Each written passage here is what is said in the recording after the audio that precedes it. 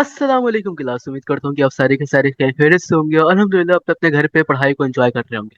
तो इंशाल्लाह आज की क्लास में हम लोग प्यास के पास से बस वो डिस्कस करेंगे कि वो सवाल जो आपसे प्यास के बारे में पूछे गए हैं। So now question number 1। A bicycle and its rider have a combined mass of 80 kilogram and a speed of 6 meter per second. What is the magnitude of average force needed to bring the bicycle and its rider to stop in 4 seconds. अब देखो हमारे पास पूरी physics में जो force निकालने के formulas हैं वो दो होते हैं। एक हमारे पास होता है ये, that is F equals to M A. और हमारे पास एक और फॉर्मूला होता है that is F equals to delta P over delta T. अब इन दोनों फॉर्मूलाज में से हम कौन सा फॉर्मूला यहाँ पे यूटिलाइज करेंगे? देखो हम चाहें तो F equals to M A करके भी इस सवाल का जो आंसर है वो निकाल सकते हैं, और F equals to delta P over delta T करके भी हम लोग इस क्वेश्चन का जो आंसर है वो निकाल सकते हैं। ओके, अभी डिपेंड आपके आपके ऊपर करता है। अब मैं F equals to delta P और डेल्टा टी लेकर जो है वो इस क्वेश्चन को सॉल्व करना चाहूंगा, ठीक है, ताकि मेरा जो आंसर है वो सबसे कम टाइम में आ जाए। सो ना, F equals to delta P और डेल्टा टी अगर मैं यूज करूँ तो मेरे पास जो डेल्टा टी है ये ओपन होकर मेरे पास बन जाएगा एम बी एफ माइनस का M B I upon T two minus का टी वन। अच्छा, हमारा जो एग्जामिनर है ना, वो यूजुअली करता क्या है कि हमारे पास जो टी वन है ना वो इसको जीरो कर देता है। वो ये चाहता है कि हमारे पास जो टी वन है वो हमेशा कैसा रहे, जीरो रहे।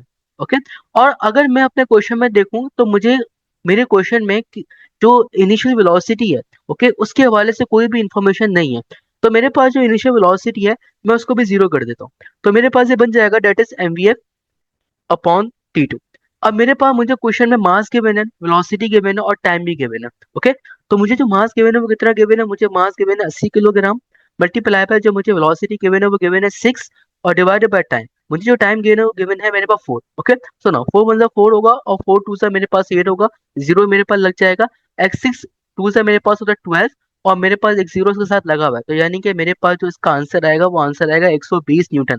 लेकिन अगर मैं अपने ऑप्शन देखता हूँ तो मेरे पास आंसर आ रहा है 1.2 मल्टीप्लाई बाय 10 की पावर 2 न्यूटन। अब मैं इस 120 को 1.2 मल्टीप्लाई बाय 10 की पावर 2 में कन्वर्ट करूंगा। कैसे करूंगा? देखो, ये लिखा मैंने 120। सुनो, 120 को मैं ऐसे लिख सकता हूँ that is 12 multiply by 10। Okay, अब मुझे पता है जो 12 है इसके आगे यहाँ पे लगा हुआ है पॉइंट। अब मैं इसका एक पॉइंट आगे शिफ्ट कर रहा हूँ, और जितनी बार मैं इसका एक पॉइंट आगे शिफ्ट करूंगा लेफ्ट हैंड साइड पे, उतनी बार मैं उसकी उसी के साथ ही 10 लिखूंगा। तो मैं इसका एक बार आगे पॉइंट शिफ्ट कर रहा हूँ, तो ये मेरे पास आ जाएगा 1.2 मल्टीप्लाई बाय 10 मल्टीप्लाई बाय 10। अब मुझे पता है कि मेरे पास जब बेसिस सेम होंगी, मेरे पास जब बेसिस सेम हो जाएंगी तो मेरे पास पावर हो जाएंगी ऐड। तो ये मेरे पास बन जाएगा 1.2 मल्टीप्लाई बाय 10 की पावर 2 न्यूटन। तो मेरे पास जो है वो इस तरीके से इसका आंसर आ रहा है। So now question number 2। A sound wave has a wavelength of 5.5 metre in its travel through air at STP with speed of 330 metre per second. What is the wavelength of sound in the medium where its speed is 1324 metre per second. अब देखो, जब हम medium change करते हैं तो medium change करने से हमारे पास जो फ्रीक्वेंसी है वो रिमेन सेम होती है, लेकिन मीडियम चेंज करने से हमारे पास वेवलेंथ और हमारे पास जो वेलोसिटी आती है वो चेंज हो जाएगी। ओके, तो मुझे तो हमारे पास एक फॉर्मूला है that is v equals to F lambda. हम वाली बात जानते हैं कि वेलोसिटी का रिलेशन वेवलेंथ के साथ हमारे पास डायरेक्ट, यानी कि हमारे पास बन जाएगा v1 upon v2 equals to lambda one upon lambda two. अब मुझे जो है वो लैम्डा टू की वैल्यू चाहिए, तो लैम्डा टू की मेरे पास वैल्यू आ जाएगी that is lambda two equals to V two multiply by lambda one upon V one. ये मेरे पास जो है लैम्डा टू की वैल्यू आ गई। तो ना, अब मेरे पास जो वी टू है, क्वेश्चन है मुझे वी टू गिवन है डेट इज 1324, तो यहाँ पे मैंने लिख दिया 1324। और जो लैम्डा वन है मुझे वो गिवन है 5.5, जो कि मेरे पास बन जाएगा 55 मल्टीप्लाई बाय 10 की पावर माइनस का वन। और जो मुझे वी वन गिवन है, वी वन मुझे गिवन है वो ये रहा। वी वन जो मुझे गिवन है वो गिवन है डेट इज 330 मीटर पर सेकेंड, जो कि आ गया मेरे पास यहाँ पे 330। ओके, अब ये जो मेरे पास 330 है इसको मैं ओपन करके लिख रहा हूँ 33 मल्टीप्लाई बाय 10। लेकिन अगर मैं थोड़ा सा गौर करूँ कि मेरे पास जो 55 ऊपर है और 330 नीचे, तो ये बासानी जो है एक दूसरे को कट आउट कर सकते हैं। ये कैसे करेंगे? अगर मैं इनको कट करना चाहूँ तो मैं इनको ऐसे कर सकता हूँ, दैट इज 5 के टेबल में बासानी कट हो सकते हैं। मुझे पता है कि मेरे पास 5 के टेबल में कट हो सकते हैं, और ये 11 के टेबल में मेरे पास कट हो सकते हैं। ठीक है, देखिएगा, देखो 11 5 से मेरे पास होता है 55, और 11 वन से 11 होता है, 11 टू से 22 होता है, और 11 थ्री से मेरे पास जो होता है वो 33 होता है। ओके, तो 11 थ्री से मेरे पास 33 होता है, जीरो का जीरो मेरे पास यहाँ पे लगेगा, और 5 वन से 5 होता है, और 5 सिक्स से होता है मेरे पास 30। तो वन ऊपर है और 6 नीचे। अब मेरे पास वहां पे है 1324 और नीचे है मेरे पास 6, तो मैं 1324 को डिवाइड कर रहा हूँ 6 से। ओके, सुनो, अगर मैं इसको डिवाइड करना चाहूँ मेरे पास 2 के टेबल से, तो ये मेरे पास बनेगा 2 3 6, नो 2 5 10 एंड 2 6 12 और 2 7 14। तो मेरे पास ये होता है 2 6 12। तो ना 13 - 12 मेरे पास 1 होगा, तो 1 यहाँ पे मेरे पास कैरी चले जाएगा। तो 2 6 12 होगा, तो मेरे पास यहाँ पे 2 6 12 आ गया। और 2 2 4 होगा, तो मेरे पास यहाँ पे आ गया 2 2 4। अब मुझे 6 6 2 को डिवाइड करना है 3 से। तो अब मेरे पास 3 1 3 होगा, 3 2 6, 3 2 6, और 2 का अगर मैं डिवाइड करूंगा 3 से, तो 2 मेरे पास अंदर जाएगा, 3 मेरे पास बाहर आएगा। मैं पॉइंट लगाऊंगा, 0 बढ़ाऊंगा, और 3 6 18 होता है। तो मेरे पास जो है इसके अंदर 0.6 ऐड हो जाएगा, जो कि मेरे पास बन जाएगा 0.6। तो अगर मैं 6 6 2 को डिवाइड करता हूँ 3 से, तो मेरे पास आंसर आएगा 2 2 0.6। ओके, और 10 की पावर माइनस का 1 मीटर मेरे साथ ही लगेगा। 10 की पावर माइनस का 1 जो है वो साथ साथ ही चलता रहेगा, डेट इज 10 की पावर माइनस का 1। अभी जो मेरे पास 2 2 0.6 है, ठीक है, इसके अंदर से मैं जो 10 है वो अलग सेपरेट कर, ठीक है। अब जब मैं इसके अंदर से 10 को सेपरेट करूंगा, तो ये मेरे पास बन जाएगा 2 2 मल्टीप्लाई बाय 10 मल्टीप्लाई बाय 10 की पावर माइनस का 1। जब बेसिस सेम होंगी तो पावर मेरे पास जो है वो एड्स हो जाएंगी, और मेरे पास जो आंसर आ रहा होगा वो आ रहा होगा 22 metre, which is option number D is the right answer. Question number 3, two concentric spherical spheres are drawn around an isolated positive charge plus q located at their centers. The inner sphere has radius that is half of the outer sphere. The total flux passing through the inner surface is phi. What is the total flux passing through the outer surface? देखो, अगर हमारे पास, अगर हमने flux पता लगाना हो according to Gauss's law, तो हमारे पास जो फ्लक्स होता है वो सिर्फ और सिर्फ एक ही चीज के ऊपर डिपेंड करता है कि आपने जो है वो चार्ज कितना इनक्लोज किया है किसी भी क्लोज सरफेस में। और उस क्लोज सरफेस को हम लोग कह रहे होते हैं गॉसियन सरफेस, जिसका हमारे पास फॉर्मूला होगा, that is electrical flux equals to Q upon E naught. हमारे पास जो है जो चार्ज इनक्लोज होता है किसी भी सरफेस के ऊपर, हमारे पास फ्लक्स उसके ऊपर डिपेंड कर रहा होता है, ठीक है। हमारे पास जो फ्लक्स है वो शेप के ऊपर और साइज के ऊपर डिपेंड नहीं कर रहा होता।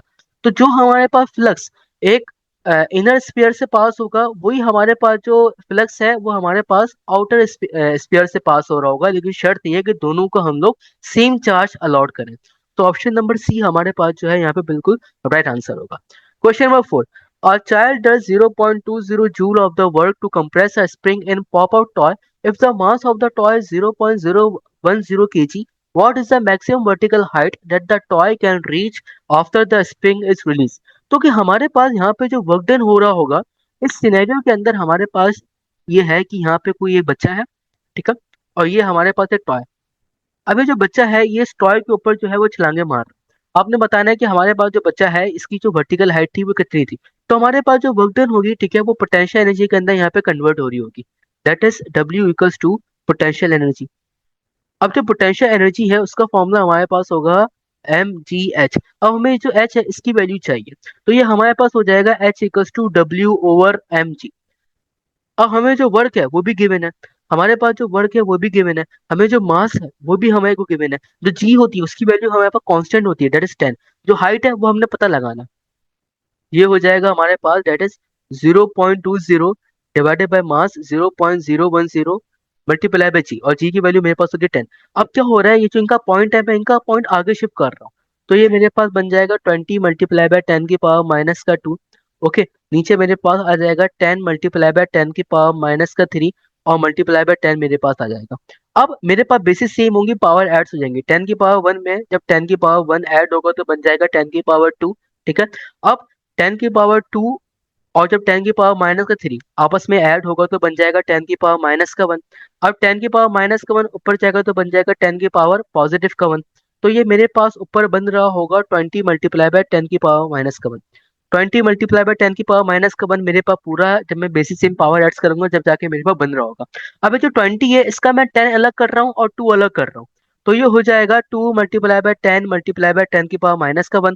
बेसिस सेम होंगी, मेरे पास जो पावर्स होंगी वो एड्स हो जाएंगे, तो मेरे पास जो आंसर आ रहा होगा वो आ रहा होगा 2 metre, which is option number C is the right answer. Question number 5. A satellite orbits the Earth as a radius r and velocity v. If radius of the Earth is double, then what is the new velocity? अब हमारे पास जो velocity का formula होता है satellite के लिए वो हमारे पास बनेगा v equals to under root G M upon R. अब हमें पता है कि जो वेलोसिटी है वो स्क्वायर रूट के साथ डिपेंड करती है रेडियस में, ठीक है, और इनवर्सली प्रोपोर्शनल है।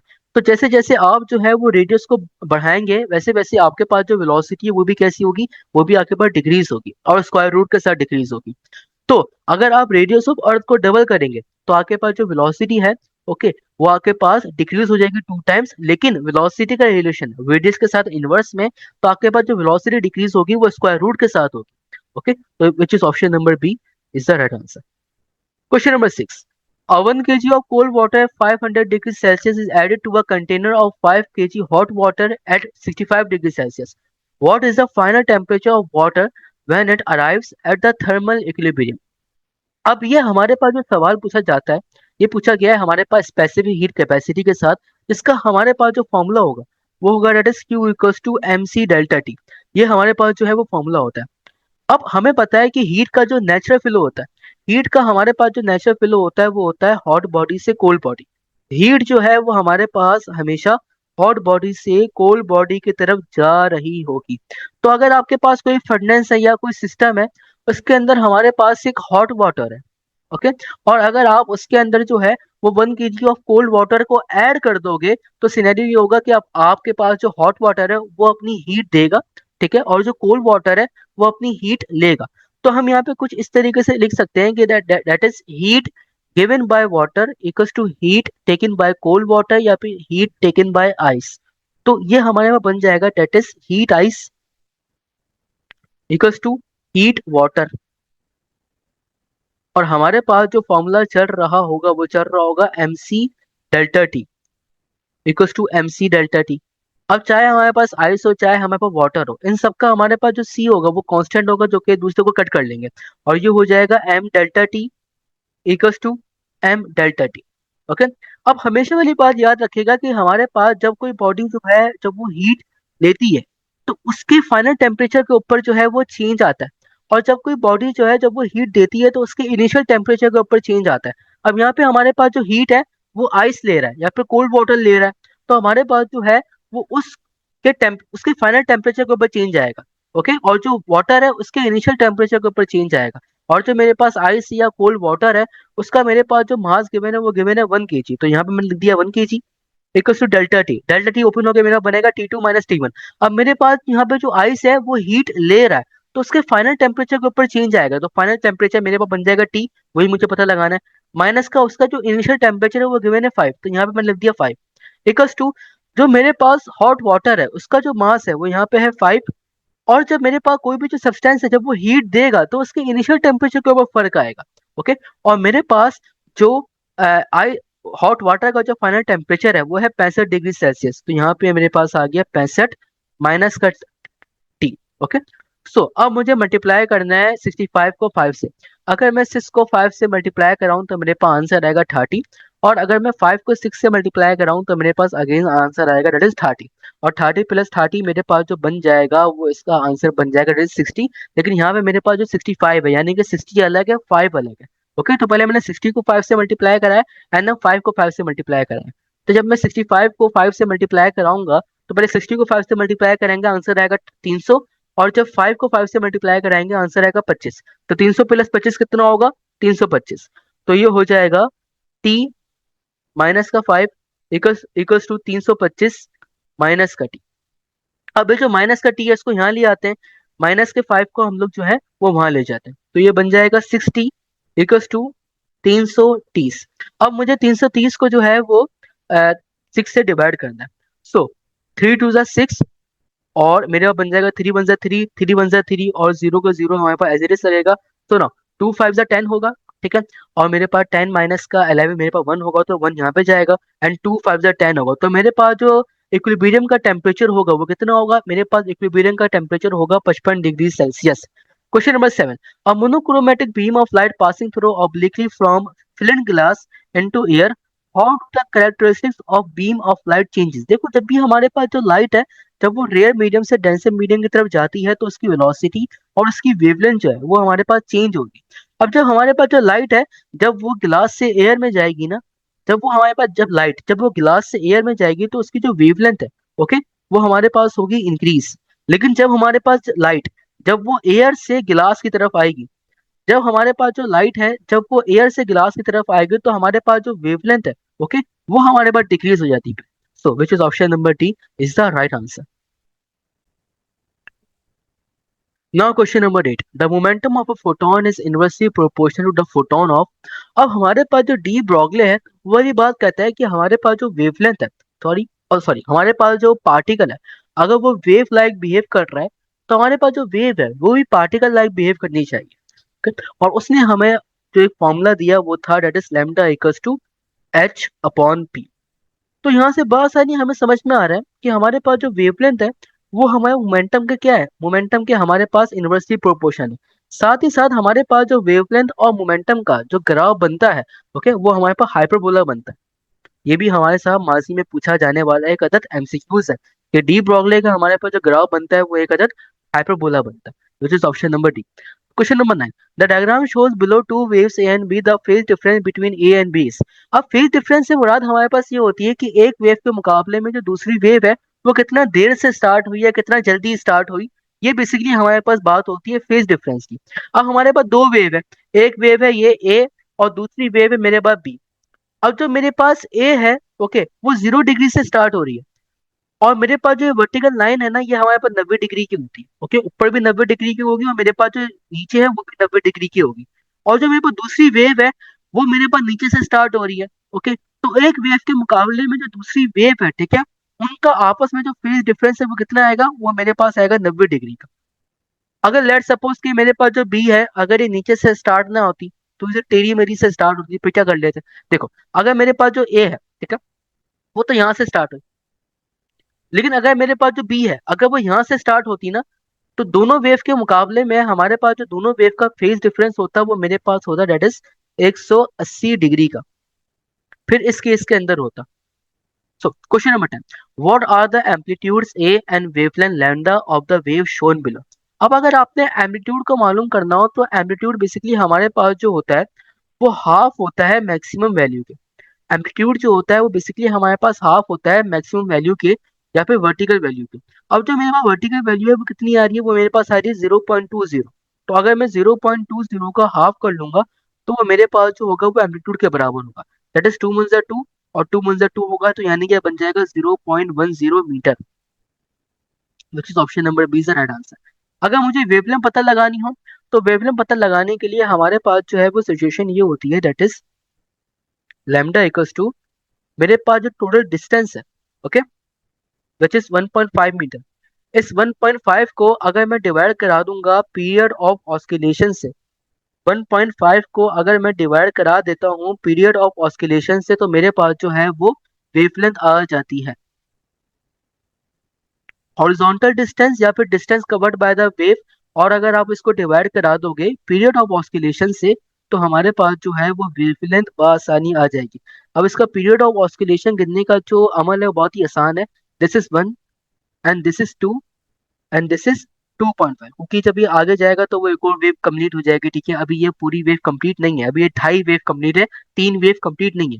तो मेरे पास जो distance covered by the wave है वो कितना है, वो है मेरे पास 1.5, और मेरे पास जो पीरियड ऑफ ऑस्किलेशन है, वाइब्रेशन है, सॉरी, वो कितने है, वो है मेरे पास 2.5। तो अब हम इनका पॉइंट आगे शिफ्ट करेंगे तो मेरे पास बन जाएगा 15 और 25। ये मैंने डायरेक्ट सॉल्व किया। ओके, आप चाहो तो 15 मल्टीप्लाई बाय 10 के पावर -1, नीचे 25 मल्टीप्लाई बाय 10 के पावर -1 करके आप करना, तो आपके पास जो आंसर है एंड में 15/25 ही बच रहा होगा। सो ना, 15 ऊपर है 25 नीचे, तो 5 3 15 होगा, 5 5 से मेरे पास होता है 25। अब 3 अंदर चले जाएगा, 5 जो है मेरे पास बाहर आ जाएगा। ओके, तो पॉइंट लगाएंगे, जीरो पढ़ाएंगे, 5 है तो 25 होता है और 5 6 मेरे पास होता है 30। ठीक है, तो मेरे पास जो आंसर आएगा वेवलेंथ का वो कितना आ रहा होगा, वो मेरे पास आ रहा होगा 0.6 मीटर का। तो question number 11. An ideal gas is enclose in container upon heating which property of the gas doesn't change. अब मेरे पास जो आइडल गैस है, ठीक है, वो एक कंटेनर के अंदर क्लोज है। तो मेरे पास जितना कंटेनर का वॉल्यूम होगा उतना ही मेरे पास जो है जो आइडल गैस है मेरे पास उतना ही उसका ही वॉल्यूम होगा। तो मेरे पास जो उसका जो वॉल्यूम है उसके अंदर कोई भी मेरे पास चेंज नहीं आ रहा होगा। मेरे पास जो उसका वॉल्यूम है उसके अंदर कोई भी चेंज नहीं आ रहा होगा। हाँ, उसका प्रेशर इंक्रीज होगा, ठीक है, उसका जो एवरेज स्पीड ऑफ मॉलिक्यूल्स है वो इंक्रीज होगी अगर मेरे पास गैस कंप्रेस हो जाए, गैस मेरे पास एक्सपेंड हो जाए, तो डिपेंड अपॉन तो रेट ऑफ कॉलिजन है उनके ऊपर भी मेरे पास जो है फर्क आ रहा होगा। तो question number 12. A tritium nucleus is formed by combining two neutrons and one proton. The mass of the nucleus is 9.106 multiplied by 10 की power minus का 3 AMU atomic mass unit, that is less than a combined mass of the particle from it is formed. क्योंकि हमारे पास जो मास है वो energy के अंदर कन्वर्ट हो जाएगा. दिस इज ऑब्वियस, लिखने की जरूरत नहीं थी. Approximately how much energy is release when this nucleus is form. अब हमारे पास जो सिनेरियो चल रहा होगा वो कुछ इस तरीके से होगा कि अगर आपने बाइंडिंग एनर्जी पता लगानी है तो उसका फॉर्मूला होगा it is binding energy equal to delta M multiply by C square. अगर ये डेल्टा एम जो है अगर ये केजी के अंदर होगा ना तो आप इसको मल्टीप्लाई कर दीजिएगा सी स्क्वायर से, तो आपके पास बाइंडिंग एनर्जी आ जाएगी जूल के अंदर. लेकिन ये अगर डेल्टा एम आपके पास केजी के अंदर कन्वर्ट नहीं है, एटॉमिक मास यूनिट के अंदर कन्वर्ट है, तो ये बहुत अच्छी बात है. ओके, तो हम क्या करेंगे, हम सिर्फ और सिर्फ जो है जो डेल्टा एम है जो कि एटॉमिक मास यूनिट के अंदर कन्वर्ट है ऑलरेडी यू के अंदर, हम उसको मल्टीप्लाई कर देंगे 931 से. तो हमारे पास जो है वो मेगा इलेक्ट्रॉन वोल्ट के अंदर खुद ही आंसर आ जाएगा. तो मेरे पास जो गिवन है 9.106 मल्टीप्लाई बाय 10 की power minus 3 atomic mass unit, ये मेरे पास मास गिवन है यू की फॉर्म में. ये बहुत अच्छी बात है. ओके, तो यहाँ पे मैंने यहाँ पे आ जाएगा मेरे पास दैट इज 9.106 मल्टीप्लाई बाय 10 की पावर माइनस का 3. अब सिनेरियो ये है कि मेरे पास जो पॉइंट है, या तो आप इसका पॉइंट आगे शिफ्ट करके सॉल्व करें. अगर आप इसका पॉइंट आगे शिफ्ट नहीं कर रहे तो आपके पास जो 9.106 है, पॉइंट के आगे जितना भी कुछ लिखा हुआ है आप इसको इरेज कर दें. ओके, फिर भी आपका जो आंसर है बिल्कुल सही आएगा. तो सिर्फ और सिर्फ आपने 9 को मल्टीप्लाई करना है 931 से मल्टीप्लाई बाय 10 की पावर माइनस के 3 से. ओके, तो जब मैं 9 को 931 से मल्टीप्लाई करूंगा तो मेरा बनेगा 931 ऊपर और 9 नीचे. तो 9 वन सा 9 होगा, 9 थ्री सा मेरे पास होता है 27 के, 7 यहाँ पे जाएगा, 2 ऊपर जाएगा, 9 9 सा मेरे पास होता है 81 के. 81 प्लस का 2 मेरा बराबर होगा 83 के. ओके, 9 वन सा 9, 9 सा 27, 7 यहाँ पे 9 वन सा 81, 81 प्लस 2 83. ओके, सो अब सिनेरियो ये है कि मेरे पास 8379 को जो है वो मुझे मल्टीप्लाई करना है, दैट इज 10 की पावर माइनस के 3 से. तो हमारे पास सिनेरियो ये बन जाएगा दैट इज 8379 मल्टीप्लाई बाय 10 की पावर माइनस का 3 विच इज 123. तो मेरे पास जो आंसर आ रहा होगा वो आ रहा होगा 8.379 मेगा इलेक्ट्रॉन वोल्ट. लेकिन सर अगर हम लोग देखें तो हमारे पास जो आंसर है वो तो 8.48 है. इसी वजह से क्योंकि हमारे पास जो मैंने जो है वो 9 के आगे जो 3 डिजिट थे मैंने उनको इरेज कर दिया था. This is basic math. Okay, so which is option number C is the right answer. Question number 13. A force of 6 Newton changed the momentum of a moving object by 3 kilogram uh, me- meter upon second. How long did the force act on the mass? अब मैंने कहा था कि पूरी physics के अंदर जो force निकालने के फॉर्मूलाज हैं वो दो. एक है F equals to M a and the other one is F equals to delta P और delta t. According to data हम लोग जो है अपनी कैलकुलेशन को परस्यू करेंगे. तो अगर मैं यहाँ पे F equals to delta P over delta T यहाँ पे अप्लाई करूँ तो मेरे पास ये बन जाएगा, और मुझे डेल्टा टी चाहिए तो delta T equals to delta P upon F. Delta P मुझे गिवन है 3, एफ मुझे गिवन है 6, 3 वन जा 3, 3 टू जा 6, 1/2, 1/2 मेरा बराबर होगा 0.5 सेकंड के, which is option number D is the right answer. Question number 14. 6 ohm resistance connected to a source of variable potential difference obeys the Ohm's law when the applied voltage is decreased from 12 volt to 6 volt. The current passing through the resistor is. अब हमारे पास जो voltage होता है वो हमारे पास directly proportion होता है करंट के. अगर मैं वोल्टेज को कम करूंगा तो मेरे पास जो करंट है वो भी कम होगा. अगर मेरे पास जो वोल्टेज है वो 12 वोल्ट से 6 वोल्ट पे हो रहा है, यानी कि वोल्टेज की मेरे पास जो वैल्यू है वो अपनी वैल्यू हाफ कर रहा है, तो मेरे पास जो करंट है वो भी मेरे पास हाफ होगा. अब मेरे पास यहाँ पे ओम्स लॉ इसी वजह से लगा क्योंकि क्वेश्चन में गिवन था कि हमारे पास जो रजिस्टर है वो ओम्स लॉ को ओबे कर रही है. तभी मैंने ये वाला फॉर्मूला ओम्स लॉ पे अप्लाई किया और मेरे पास आंसर बिल्कुल सही आया. सुनो question number 15. A device operating at a potential difference of 1.5 volts draws a current of 0.20 ampere. How much energy is used by the device in 60 seconds? अब मेरे पास जो एनर्जी का फॉर्मूला होगा वो होगा that is E equals to I square R T. ये मेरे पास यूजुअली जो है एनर्जी का फॉर्मूला यूटिलाइज होता है. लेकिन अगर मैं अपने फॉर्मूला में देखूं तो मुझे जो है वोल्टेज गिवन है, मुझे करंट गिवन है और मुझे जो है वो टाइम गिवन है. तो मैं यहाँ पे फॉर्मूला लिखूंगा that is P equals to V I. Okay, ये मेरा पावर का फॉर्मूला होता है. अब पावर का मेरे पास जो फॉर्मूला एक और चल रहा होता है वो चल रहा होता है P equals to E by T. यानी कि मेरे पास जहाँ जहाँ पी आएगा मैं वहां पे ई बाई टी पुट कर दूंगा। तो ये हो जाएगा E upon t equals to V I. अब टी को अलग कर लेते हैं, ये हो जाएगा E equals to V multiply by I multiply by T. तो अब मेरे पास जो V है यानी कि वोल्टेज वो है मेरे पास 1.5 वोल्ट यानी कि 15 मल्टीप्लाई बाय 10 की पावर माइनस का 1। करंट जो है वो है मेरे पास 0.20 यानी कि 20 मल्टीप्लाई बाय 10 की पावर माइनस का 2। टाइम मेरे पास जो है वो 60 सेकंड का ही गिवन है। अब इसके अंदर सिनेरियो ये होगा जितने भी है मेरे पास जो है वो 10 और मल्टीपल ऑफ 10 है, मैं उनको अलग कर रहा हूँ। तो ये हो जाएगा मेरे पास दैट इज 15 मल्टीप्लाई बाय 10 की पावर माइनस का 1। और जब 20 में से मैं 10 को अलग करूंगा तो हो जाएगा multiply by 2 multiply bye 10 multiply by 10 की पावर माइनस का 2 मल्टीप्लाई बाय 6 मल्टीप्लाई बाय 10। अब बेसिस सेम होंगे और पावर जो है वो मेरे पास ऐड हो जाएंगे। तो 10 की पावर माइनस के 1 में जब मेरे पास 10 की पावर 1 ऐड होगा तो 10 की पावर 0 बन जाएगा। 10 की पावर माइनस का 2 और 10 की पावर 1 होगा तो 10 की पावर माइनस का 1 बन जाएगा। ओके, तो ना 6 टू सा मेरे पास होता है 12। अब 12 को मल्टीप्लाई करना है मेरे पास 15 से। 12 को मल्टीप्लाई करना है 15 से मल्टीप्लाई बाय 10 की पावर माइनस का 1। अब अगर 12 को 15 से मल्टीप्लाई कराऊं तो 15 में वो ऊपर जाएगा, 12 नीचे आएगा। तो ना 5 टू सा 10 होगा, 0 यहाँ पे आएगा, 1 ऊपर कैरी होगा। 2 वन सा 2 एंड 2 प्लस 1 मेरे पास होगा दैट इज 3 का। तो 1 5 सा 5 1 1 सा 1, इन सबको अब मुझे करना है ऐड। 0 यहाँ पे आएगा, 5 3 8 होता है, एक यहाँ पे आ जाएगा मेरे पास। तो ना 15 को जब 12 से मल्टीप्लाई करूंगा तो आंसर आएगा 180। तो 180 मल्टीप्लाई बाय 10 की पावर माइनस का 1। 180 का 10 अलग करेंगे और 18 जो है वो हम लोग अलग कर लेंगे। तो ये हो जाएगा 18 मल्टीप्लाई बाय 10 मल्टीप्लाई बाय 10 की पावर माइनस का 1 which is 18 is the right answer. Question number 30। A person observe firework displays from the safe distance of 0.750 kilometer, assuming that the sound travel at 340 meter per second in the air. What is the time between seeing and hearing the fireworks explosion of that person? अब मेरे पास ऐसा अक्सर मैंने तो ये खुद observe करा है, जब न्यू ईयर होता है उसके अंदर हमारे पटाखे वगैरह फटते हैं। तो मेरे पास जब पटाखे फटते हैं उसको देखने का टाइम और जब मेरे पास आवाज आती है उसको सुनने का टाइम दोनों अलग अलग होता है। ओके, तो मेरे पास जो वेलोसिटी होता है वो बराबर होता है डिस्टेंस अपॉन टाइम के। Velocity equals to distance upon time, हमें टाइम ही चाहिए। तो time equals to distance distance upon velocity. अब जो डिस्टेंस है वो मेरे पास होना चाहिए मीटर्स के अंदर और वेलोसिटी मेरे पास मीटर पर सेकंड के अंदर होनी चाहिए। तो 0.750 किलोमीटर को मैं मीटर के अंदर कन्वर्ट करूंगा। सो 1 किलोमीटर में हमारे पास 1000 मीटर्स होते हैं। तो 0.750 किलोमीटर से मेरे पास जो है वो 750 मीटर्स होंगे। फिर 0.750 किलोमीटर्स में 750 मीटर्स होंगे।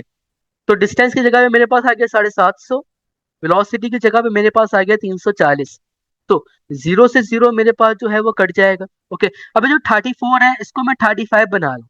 तो 35 मतलब 35 एंड 35 टू से मेरे पास होता है 70। तो यानी कि इसका जो आंसर है वो 2 पॉइंट समथिंग आ रहा होगा which is option number C is the right answer. तो जब हमारे पास कैलकुलेटर अलाउ नहीं होता तो हम इस तरीके से कैलकुलेशन करते हैं ताकि हम कम से कम कैलकुलेशन अप्लाई करें, ताकि हमारे जो गलती होने के चांसेस है वो भी कम से कम हो और हमारे पास जो आंसर है वो भी हमारे पास बिल्कुल सही आ जाए। Question number 17। An object has the kinetic energy 100 joule and the momentum 50 kilogram metre upon second when its mass is। अब हमारे पास सिनेरियो ये होगा कि काइनेटिक एनर्जी का मोमेंटम का जो रिलेशन होता है वो होता है k dot E equals to P square upon 2m। अब मुझे m की वैल्यू चाहिए तो बन जाएगा m equals to P square upon 2 multiply by k dot E. अब जो p है ठीक है उसकी वैल्यू मेरे पास है 50 का स्क्वायर यानी कि 50 multiply by 50 divided by 2 multiply bye kinetic energy. Kinetic energy की वैल्यू मुझे गिवन है दैट इज 100। अब मेरे पास एक जीरो से एक जीरो कटेगा, फिर एक जीरो से मेरे पास एक जीरो कटेगा।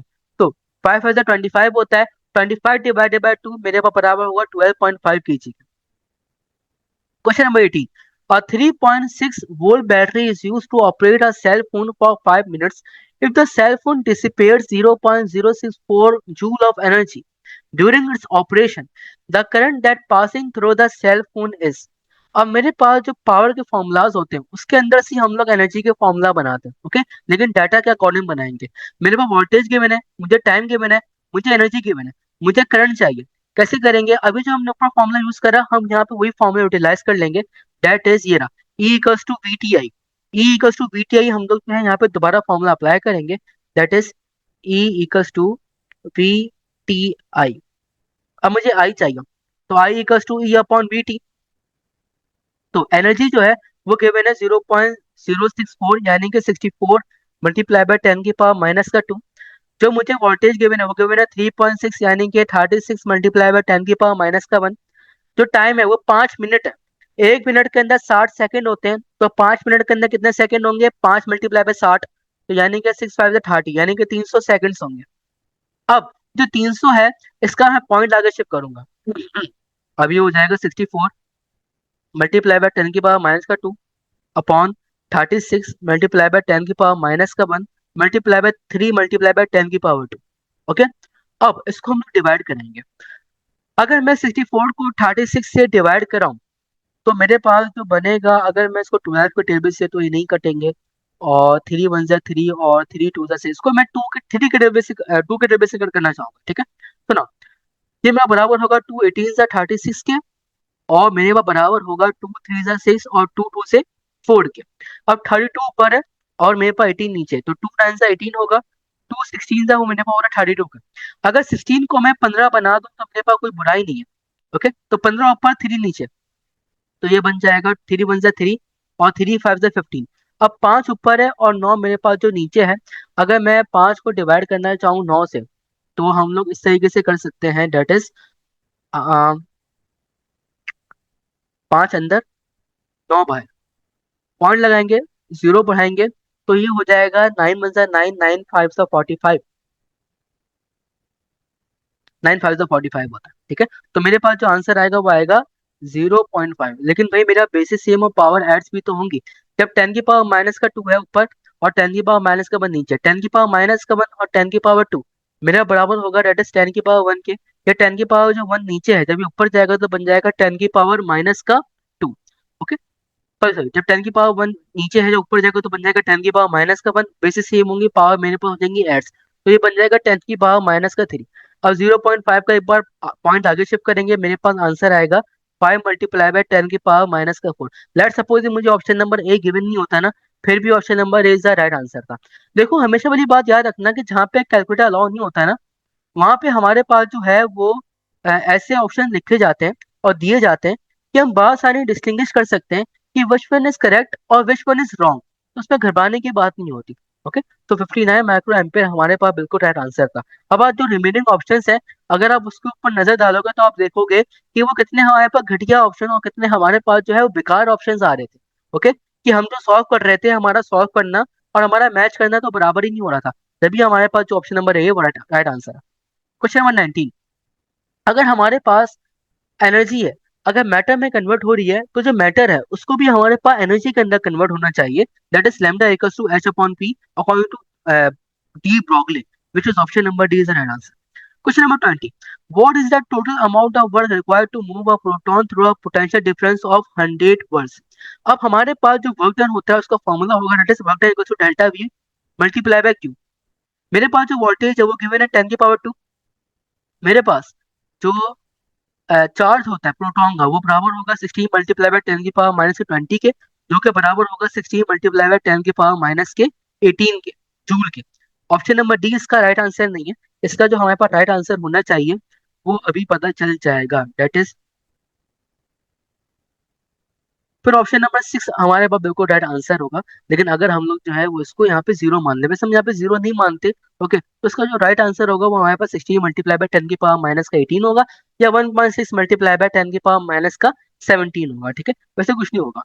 तो power of a lens is two dioptre then the focal length is, हमारे पास जो फोकल लेंथ होती है उसका जो फॉर्मूला होगा वो हमारे पास होगा, it is P equals to 1/f। तो ना 1 अपॉन हमारे पास जो अडेप्टर है वो हमारे पास जो sorry sorry sorry sorry, P equals to 1/f हमारे पास जो पावर का फॉर्मूला होता है, हमें फोकल लेंथ चाहिए तो बन जाएगा F equals to 1/p। Power हमें गिवन है 1/2 जो कि 0.5 मीटर के बराबर होगा। अगर आपने उसको सेंटीमीटर के अंदर कन्वर्ट करना है तो 0.5 को मल्टीप्लाई कर दें 100 से, तो आपके पास आंसर आएगा 50 centimetre. Linearly polarized light is incident on a pair of ideal linear polarizer whose transition axis makes an angle of 45 degree with each other. Direction of initial polarization. The transmitted light intensity from both polariser is what percentage of incident light intensity. That is वो आपसे पूछ रहे हैं कि हमारे पास जो intensity का फॉर्मूला होगा वो होगा that is I equals to I naught cos square theta. अब आई नॉट है उसकी जगह पे आपका आएगा that is I naught upon two. ठीक है, तो ये आ जाएगा आपके पास I naught upon two multiply by cos square theta. अब जो आपके पास थीटा है वो आपके पास है कॉस 45। कॉस 45 जो आपका बराबर होगा under root two over two के। तो यहाँ पे आपके पास आ गया under root two over two और इसका स्क्वायर भी हो रहा है। अब under two two two two over two का अगर आप स्क्वायर करोगे तो स्क्वायर से रूट कटेगा, तो आगे बन जाएगा टू ओवर फोर। यानी कि ये हो जाएगा I naught multiply by two over four. Okay, अब आपके पास सिनेरियो ये होगा दैट इज, और यहाँ पे भी आपके पास चलेगा वो चलेगा टू, तो टू वन जा टू और टू वन जा टू होगा, तो आगे बन जाएगा I naught upon four. One over four आके बराबर होगा 0.25% के। वन ओवर फोर आपके पास 0.25 के बराबर होगा। अगर आप मल्टीप्लाई कर लोगे 100 से तो आपके पास आंसर आएगा 25%। ऑप्शन नंबर बी नहीं, इसका आंसर ऑप्शन नंबर डी है आपके पास। Question number 23, the wavelength of light waves that lead the phenomena of colour is the. देखो आपके पास जो वेवलेंथ होती है, ठीक है, उसका जो कलर होता है, ठीक है, तो कलर अगर आपने पता लगाना हो कि आपके पास बहुत सारी जो है सेट्स हैं, ठीक है, तो आपके पास जो लाइट का जो कलर होता है, ठीक है, वो आपको वेवलेंथ पता लगाता है। लाइट का जो कलर होगा वो आपको वेवलेंथ पता लगाएगा। दिस इज ऑल अबाउट को वो एमसीक्यू जो कि आपसे प्यास के पास पेपर्स में आए हुए थे।